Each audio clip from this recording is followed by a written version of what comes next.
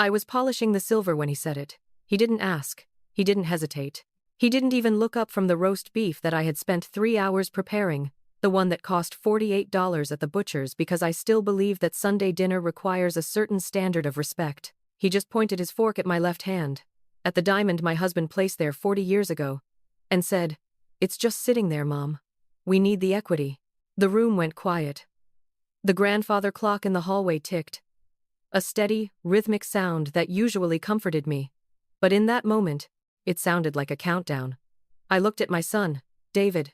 He is 42 years old. He wore a watch that I knew cost more than my first car, and a shirt with a logo on the chest that signaled a membership to a club he could likely no longer afford.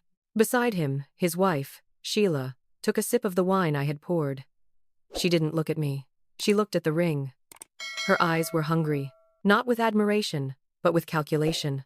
She was appraising my finger the way a butcher appraises a side of beef. "Excuse me?" I said. My voice was calm. I spent 40 years working as an actuary for one of the largest insurance firms in Ohio. My entire career was built on calculating risk, spotting inconsistencies in data, and remaining unemotional in the face of disaster. You do not survive 4 decades in risk assessment by letting your pulse jump every time someone says something foolish. "The ring," David said, finally meeting my eyes. He looked tired, the kind of tired that comes not from hard work, but from the exhausting effort of maintaining a lie. "It's appraised at what, 30,000? Maybe 40 in this market. Mom, that's just dead capital. It's vanity. It is a gift," I corrected him, setting my knife down. "From your father. For our 40th anniversary. He worked overtime for 6 years to buy this stone without touching our retirement savings. It represents patience.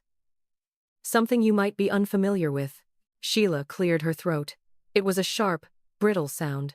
"Martha, we're just talking about practicality. David and I are. We're in a temporary liquidity crunch. The balloon payment on the house is coming due next week, and the bank is being unreasonable. We just need a bridge. A short-term injection." Liquidity crunch. I almost smiled. People use financial jargon when they want to dress up their own incompetence. I knew their situation. I didn't need to see their bank statements. I just needed to look out my front window. Parked in my driveway were 2 Range Rovers, both leased, both less than a year old. I knew the lease terms on those vehicles because I had looked them up. I knew the mortgage rates in their subdivision, the estates at Pine Creek, because I read the real estate transfers in the Sunday paper. They had bought a house they couldn't afford, filled it with furniture on credit, and now, the math was finally catching up to them. Math always catches up. It is the only thing in this world that does not care about your feelings or your social standing. "I am not selling my ring," I said, picking up my napkin and dabbing the corner of my mouth. "If you are having trouble with the mortgage, perhaps you should sell one of the cars, or the boat I saw on your Facebook page last month." David dropped his fork. It clattered against the china, my mother's china, with a violence that made me flinch internally, though I kept my face still. "The boat is an asset, Mom. It's for networking. You don't understand modern business. You've been sitting in this paid-off house for 10 years collecting dust. You're hoarding wealth, while your own son is drowning." "I am living on a fixed income," I said. "And this house is paid off because your father and I paid it off. We didn't take vacations we couldn't afford. We didn't buy cars to impress neighbors we didn't like. We paid the principal." "Frank would have wanted his son to have a roof over his head," David snapped. He stood up, his chair scraping loudly against the hardwood floor.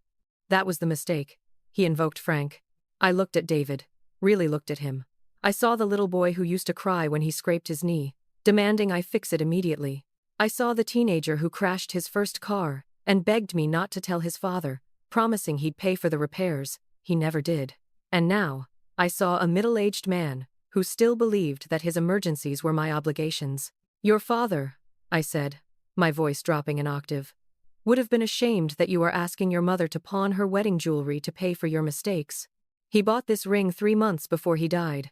He put it on my finger in the hospital room because his hands were shaking too much to do it at dinner. He told me it was the only thing he could leave me that would hold its value no matter what happened to the dollar. He wanted me to be safe. He did not want me to be your ATM." Sheila stood up too, smoothing down her skirt. It was silk. I calculated the cost, $300, minimum. "Come on, David. She obviously doesn't care. Let's go. I told you this was a waste of time." She'd rather sit here with her memories than help family.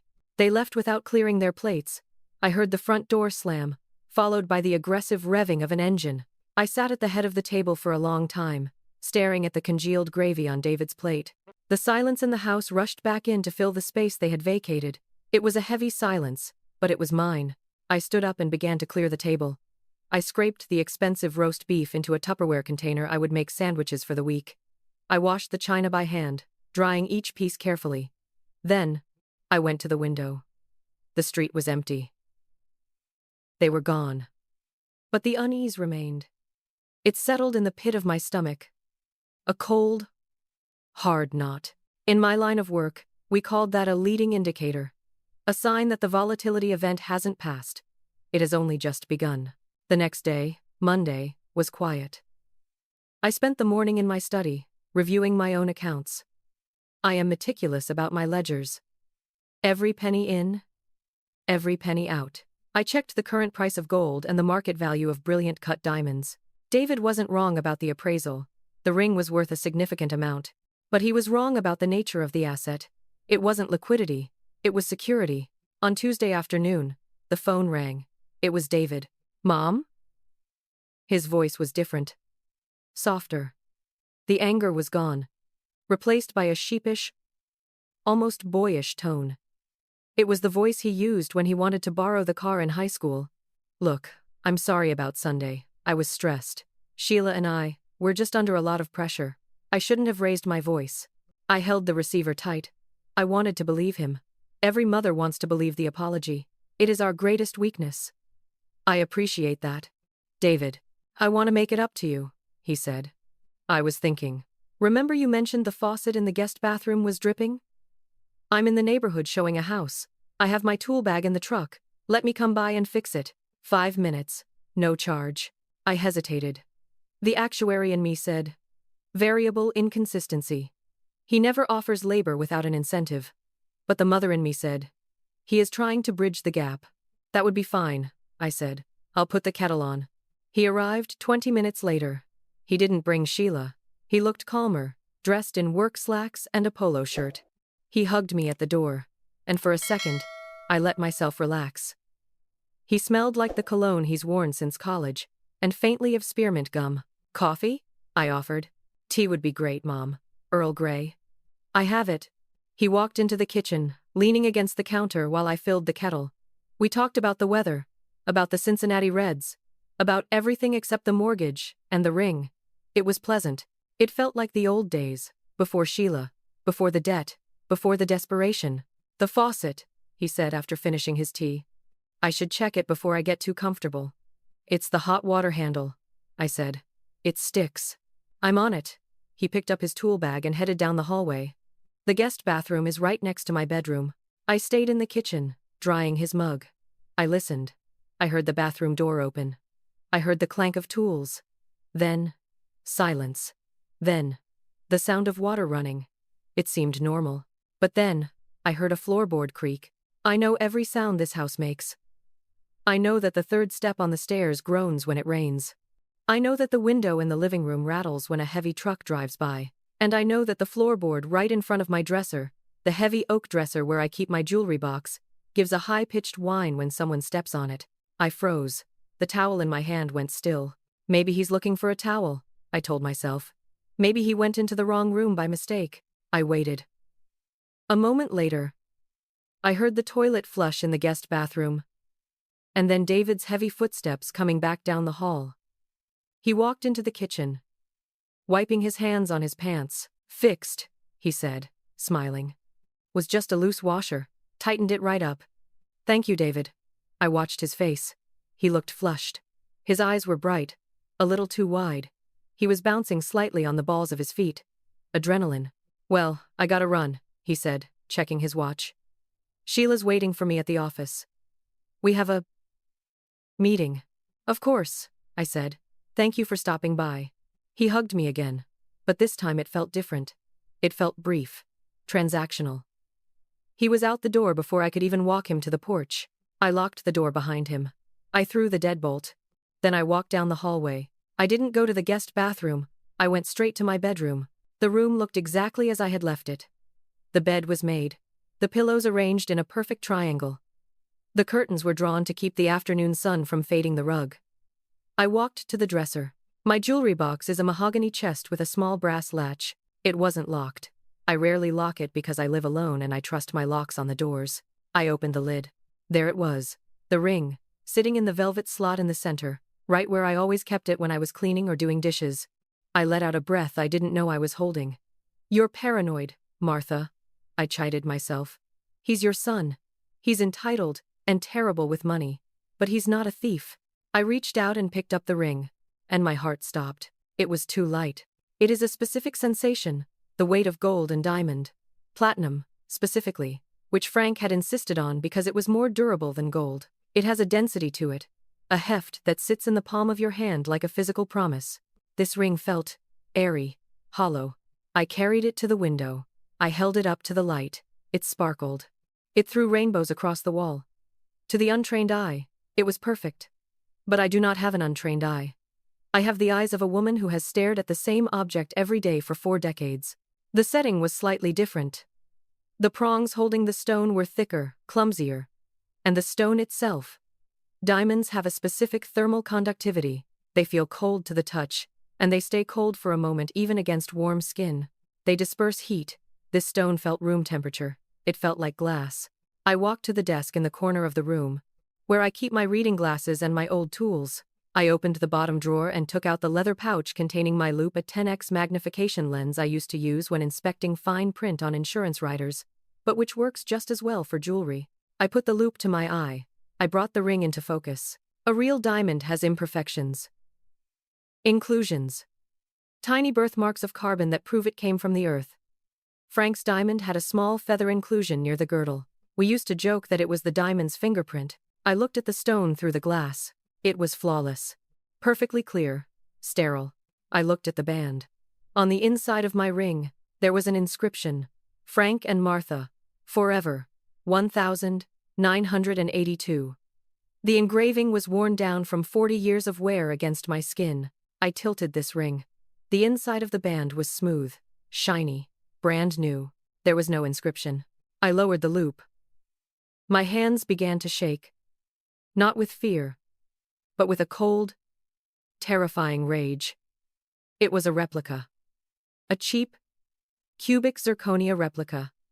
Set in silver or white gold plating. He hadn't just stolen it. He had planned this. He had the replica made. He had come into my house, drunk my tea, hugged me, and while I was boiling water, he had walked into my bedroom and swapped my life for a piece of costume jewelry. He didn't fix the faucet. He fixed his liquidity crunch. I sat down on the edge of the bed. I didn't cry. Tears are for grief.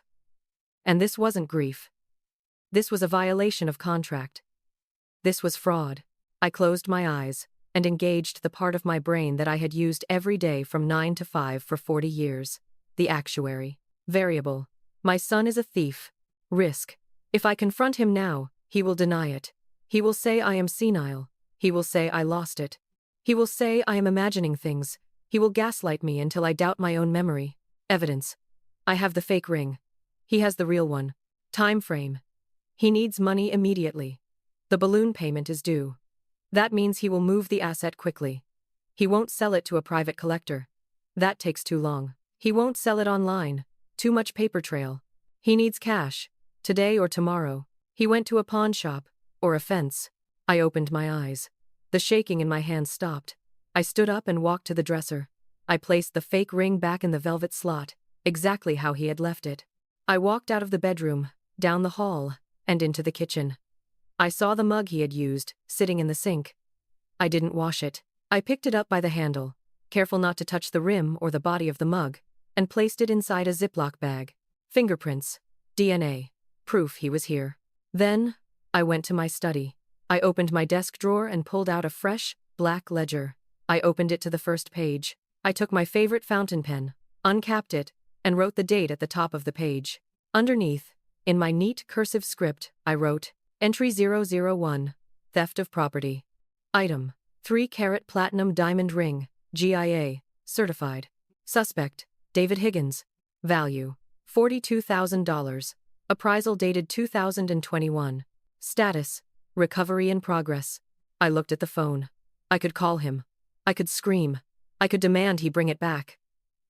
But David was desperate. And desperate men are dangerous. They lie. They escalate.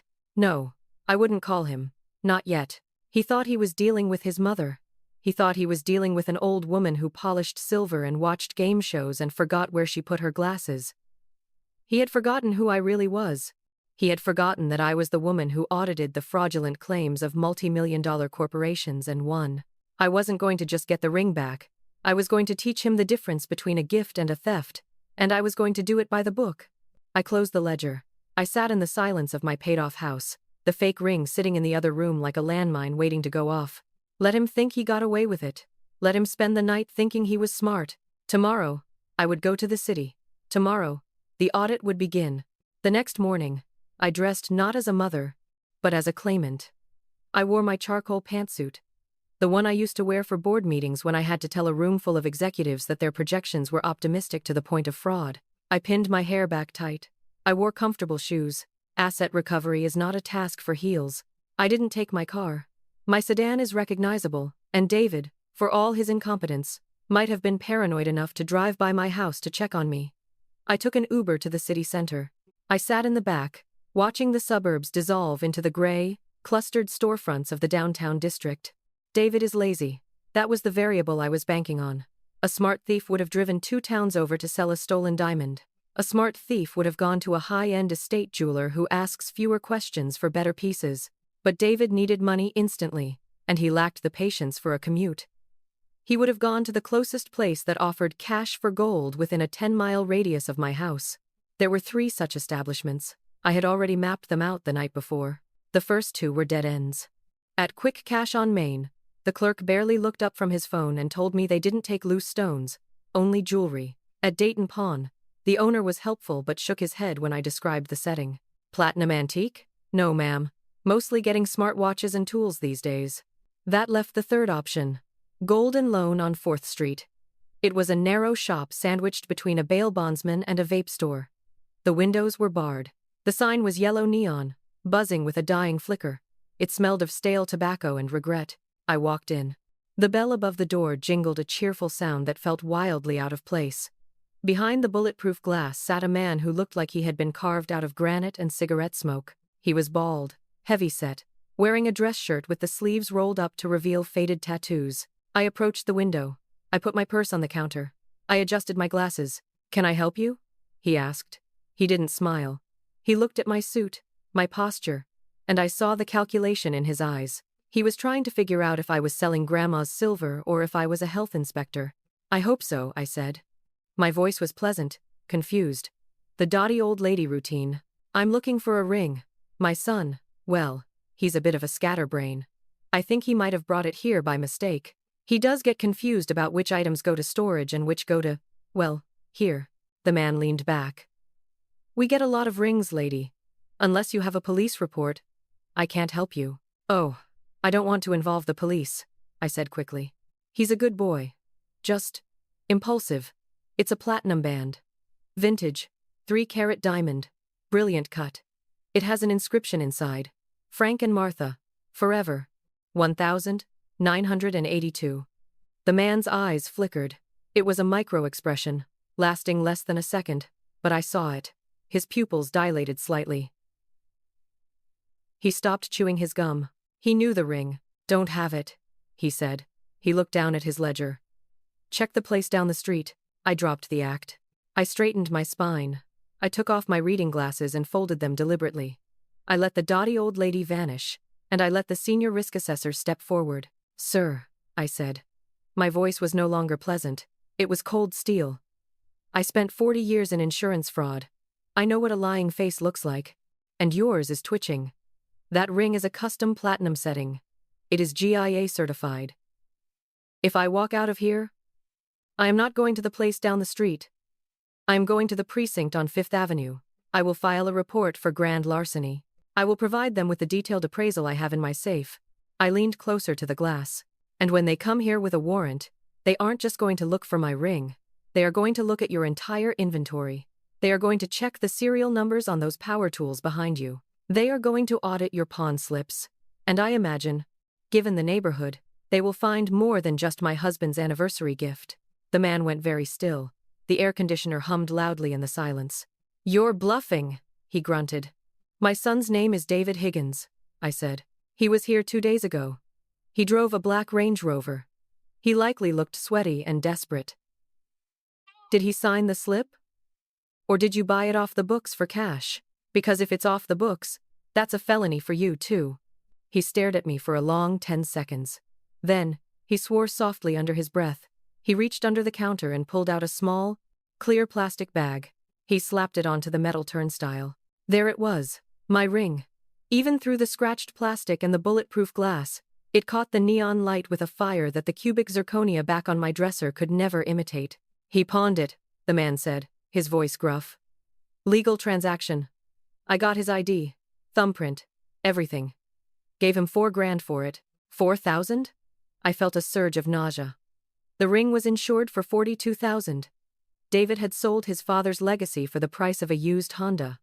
He was desperate, I murmured. Not my problem, the man said. It's my property now, until he pays the loan plus interest. Or until the police seize it. If you want it, you pay the principal plus the fee. 4,400. Cash. I looked at the ring. I could pay him. I had the money in savings. I could take the ring, walk out, and be done with it. I could put it back on my finger, and pretend this never happened. But David would learn nothing. He would think he got away with it. He would think that stealing from his mother was a viable financial strategy. And 6 months from now, when the next crisis hit, he would come for the silver, then the car, then the deed to the house. Risk mitigation requires eliminating the root cause, not just treating the symptom. I don't want to buy it back, I said. The broker blinked. What? I want to make a deal, I said. I will pay you $5,000. That covers the loan, your interest, and $600 for your time. He narrowed his eyes. For what? I need you to be a businessman, I said. My son thinks he sold this ring. I told him I found a private buyer willing to pay $40,000 for it. He thinks he's coming to my house tomorrow to collect the money. The broker started to grin. It was a crooked, jagged smile. You're setting him up. I'm conducting an audit, I corrected. I need you to come to my house tomorrow at 4 p.m. You will bring the ring. You will bring the pawn slip with his signature on it. When he asks for the money, you will be the one to answer him. He laughed then, a dry, barking sound. Lady, you're cold. I like it. Do we have a deal? For $5,000? Yeah. I'll close up early. I haven't seen a good show in years. Good, I said. I wrote down my address on the back of a receipt from my purse. Don't be late. I run a tight schedule. I left the shop. My hands were steady. The nausea was gone, replaced by the grim satisfaction of a plan set in motion. I arrived home just after noon. The house was quiet. But as I walked up the driveway, I saw a familiar beat-up sedan parked at the curb. Sam, my grandson, was sitting on my front porch steps, his long legs stretched out, tapping on his phone. He looked so much like Frank did at that age, the same messy hair, the same sharp jawline, but with David's anxious eyes. He stood up when he saw me. Grandma? I rang the bell. I had errands, Sam. I unlocked the front door. Everything okay? Mom and Dad are fighting, he said, following me inside. He sounded exhausted. He's 17. He should be worrying about prom dates and college applications, not his parents' liquidity crunches. Dad's freaking out about money. Again. He was screaming on the phone with the bank this morning. I hung up my coat. I'm sorry, Sam. Did he ask you for money? Sam asked. He leaned against the doorframe of the kitchen, while I filled the kettle. I paused. I looked at this boy. The only innocent party in this entire ledger. I couldn't tell him the whole truth. It would break him. But I couldn't lie. Either, he asked. I said carefully. We had a disagreement. Sam looked down at his sneakers. I think he's in deep this time, Grandma. I heard him say something about needing to move assets. He was looking at your Zillow estimate on his laptop. My blood ran cold. Zillow. He was already pricing the house. He wasn't just coming for the jewelry. He was waiting for me to die. Or hoping to put me in a home so he could liquidate the real estate. Sam, I said, I need a favor. Yeah?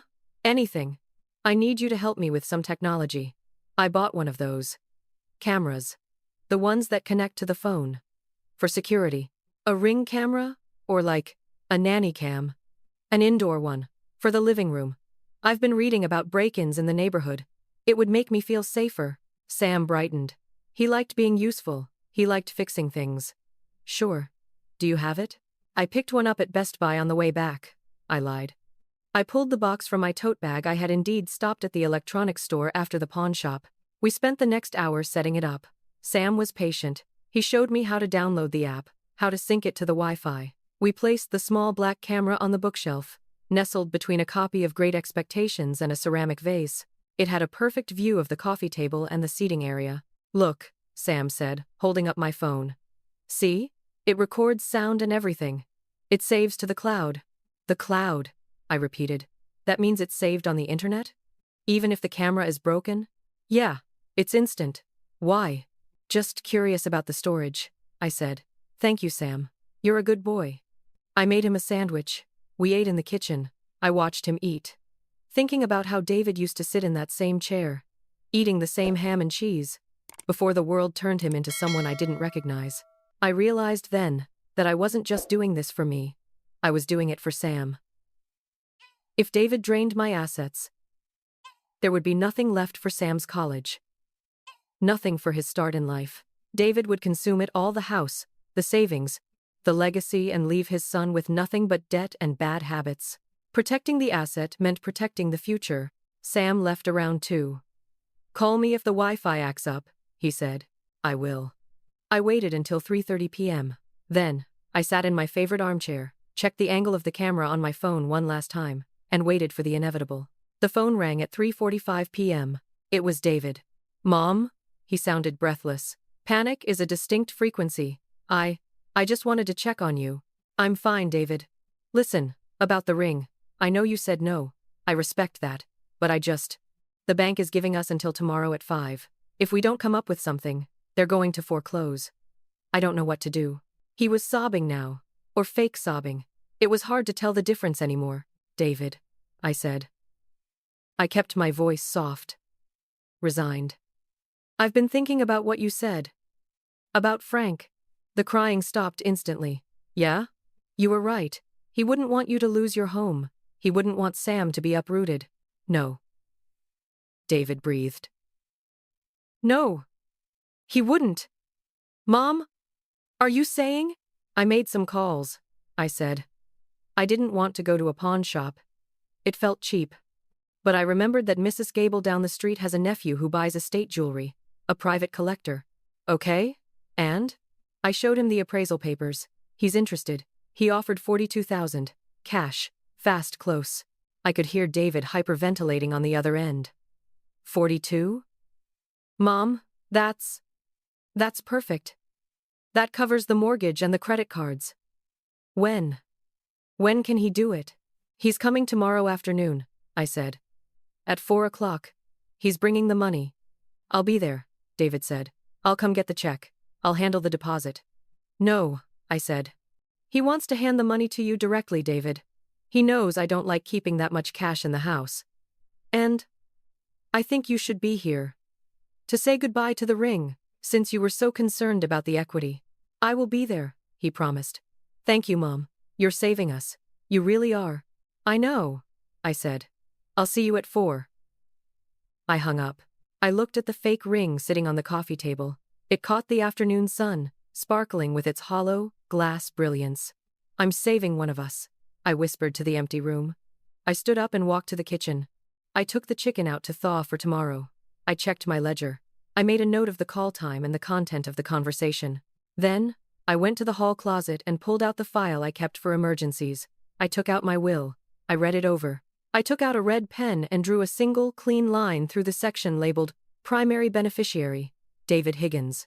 Beside it, I wrote, Trust to be established for Samuel Higgins, Trustee, Martha Higgins. The audit was nearly complete. Tomorrow was just the closing meeting. I wore my navy blue suit. It is a suit I bought 10 years ago for Frank's funeral, but it has served me well in other grim, necessary capacities since. It is the color of authority. The color of a closed ledger. I pinned my hair back with a tortoiseshell clip and applied a single coat of lipstick, not for vanity, for armor. The house was silent, but it was a staged silence. In the kitchen, leaning against the refrigerator with a notepad in his hand, stood Officer Miller. He was a quiet man, broad-shouldered, with the kind of face that had seen enough domestic disputes to know that the loudest person in the room is rarely the victim. We had spoken for an hour before David arrived. I showed him the ledger. I showed him the fake ring. I showed him the camera feed on my phone. He didn't ask if I was sure. He just asked where I wanted him to stand. At 3:55 p.m., the fake ring was sitting on the center of the coffee table on a small velvet cushion. It looked spectacular. Under the recessed lighting of the living room, the cubic zirconia threw sparks of blue and red light, performing its deception with enthusiasm. At 4 p.m. exactly, the black Range Rover pulled into the driveway. I watched from the window. David didn't even park correctly. He left the SUV at an angle, half on the grass, the engine ticking as he killed the ignition. Sheila was with him. She stepped out wearing oversized sunglasses and carrying a designer handbag that I knew, based on my credit checks of their accounts, was likely purchased on a card that was currently maxed out. They walked to the door fast, hungry.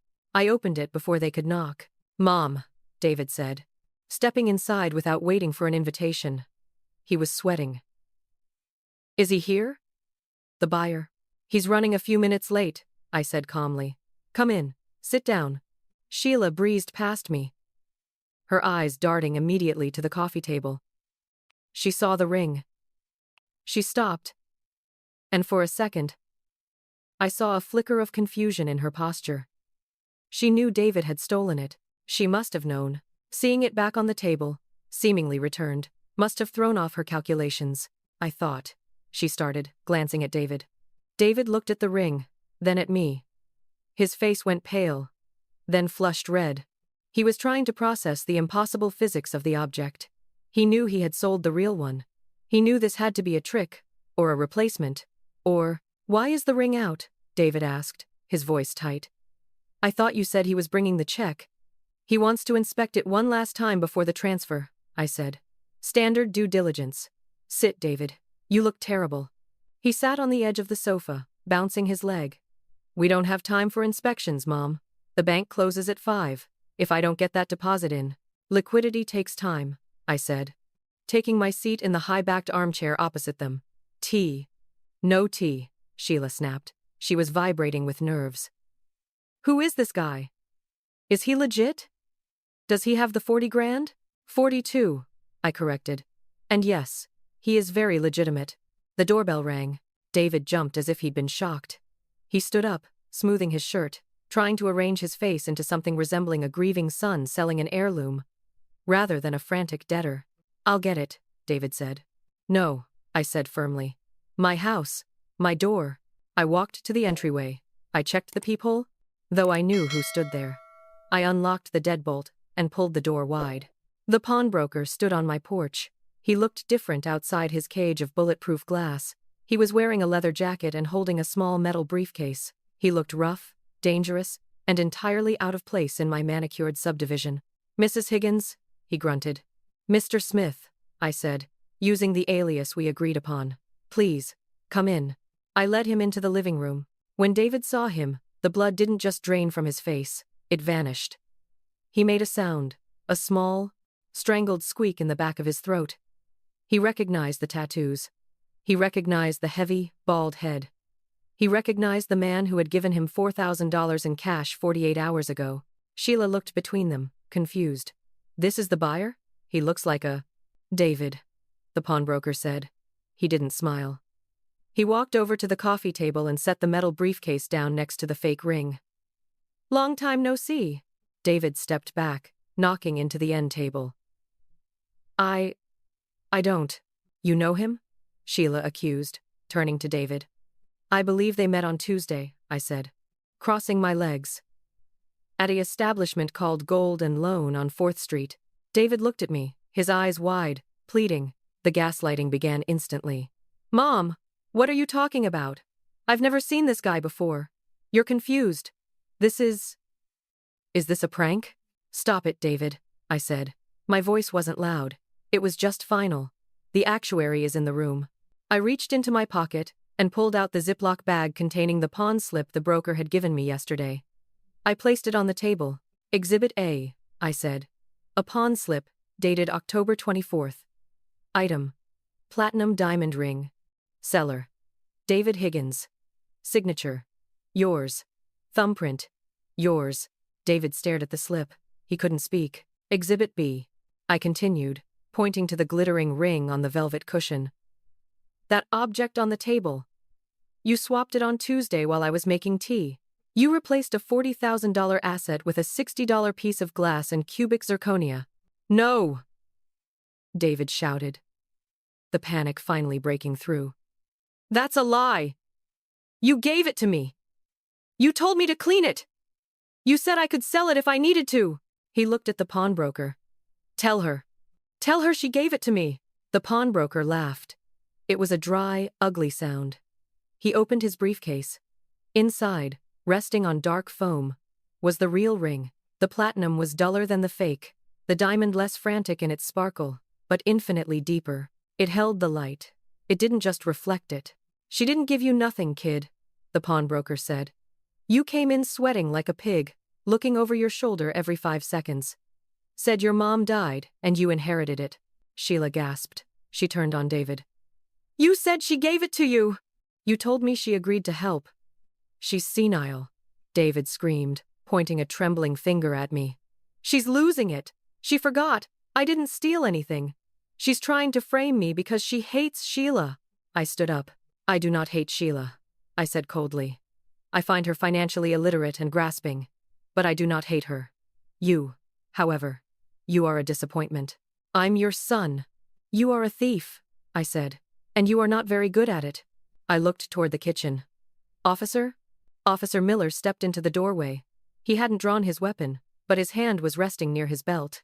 His presence filled the room, sucking the oxygen out of David's hysteria. David froze. He looked at the uniform, then at the ring, then at me.